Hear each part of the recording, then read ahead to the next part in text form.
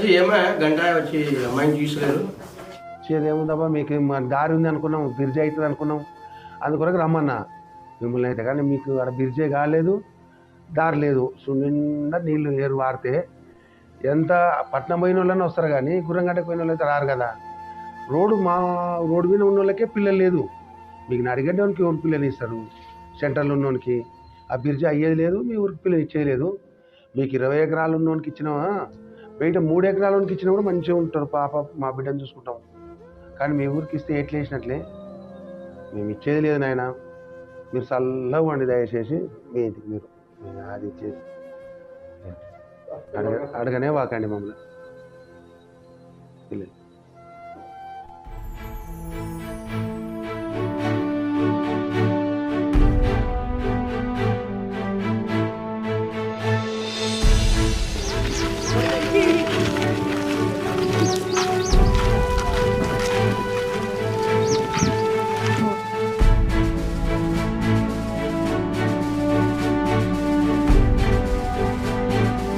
బాబాయ్ స్కూల్కి వెళ్ళొస్తాం.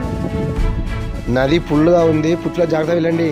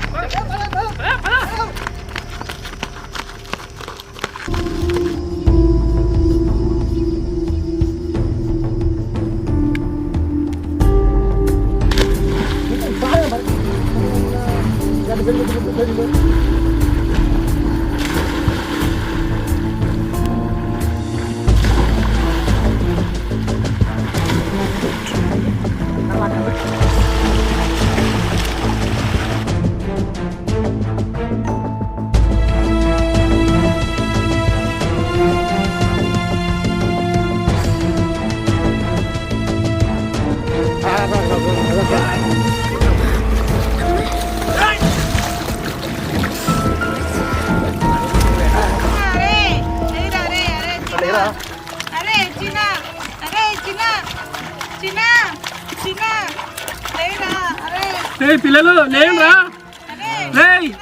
పిల్లలు లేరా, లేయల్రా రే, లేయల్రా, లేయల్రా రే.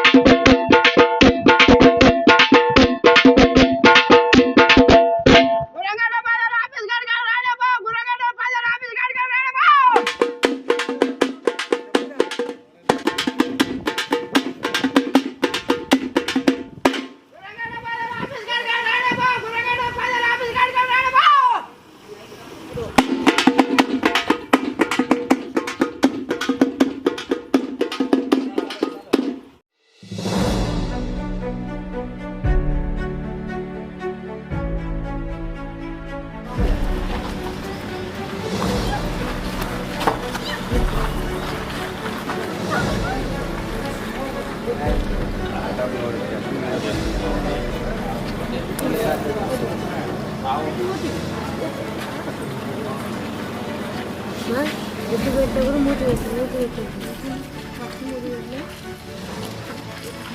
నమస్తే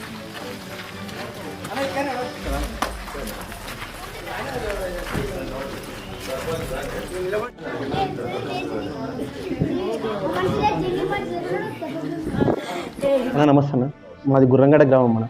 మేము డిగ్రీ వరకు చదువుకున్నాం అన్న. మా ఫ్రెండ్ ఇప్పటివరకు 10 సంబంధాలు చేసినాను. ఒక్క సంబంధం కూడా సెట్ కావట్లేదు అన్న. అలాగే అన్న వాళ్ళు కూడా ఇలాగే మిగిలిపోయారు అన్న. దాదాపు 20-30 సంబంధాలు అయ్యి కాబట్టి బ్రిడ్జ్ లేదని చెప్పి ఎవరు కూడా పిల్లల్ని ఇవ్వట్లేదు. వస్తుర్రు మళ్ళీ పోతున్నారు. ఇలా అయితే మా బతుకులు ఎలా అన్న? కాదు సార్, ఈ ఊరికి చాలా సమస్యలు ఉన్నాయి. వరద ప్రవాహం ఎక్కువైనప్పుడు అసలు బయట ప్రపంచానికి ఇక్కడికి అసలు ఎట్లాంటి సంబంధాలు లేకుండా బ్రతుకుతున్నారు. ఇంకొకటి వరదలు వచ్చినప్పుడు ప్రతి ఒక్కరు వాళ్ళ ప్రాణభయంతో బతుకుతున్నారు. పిల్లలు కూడా సార్ స్కూల్ కి పోవడానికి కూడా రవాణా సౌకర్యం లేక ఇబ్బందులు పడుతున్నారు. గర్భిణీలు కానీ పెద్ద ఏజ్ వాళ్ళు కానీ వాళ్ళకు అనారోగ్య సమస్య వచ్చినప్పుడు కూడా టౌన్కి వెళ్ళి చూపించుకునే పరిస్థితులు కూడా లేవు సార్. ఒక కరెంటు లేదు, విద్యకు కూడా పిల్లలు చాలా దూరం పోయి రావాల్సిన పరిస్థితి.